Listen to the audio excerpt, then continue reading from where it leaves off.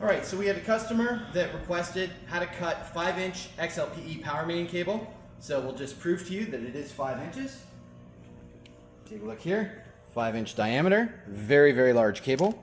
Look at the inside core, we're approximately 2 inches of solid copper.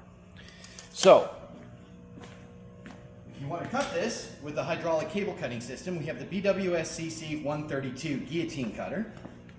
That is this right here. So that'll go up to 132 mil on the inside diameter.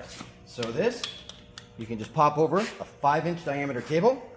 Now let's step on the foot pedal and watch it process.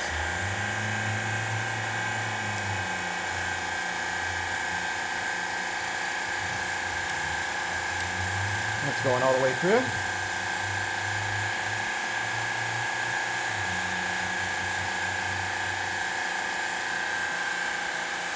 Now this is very thick cable.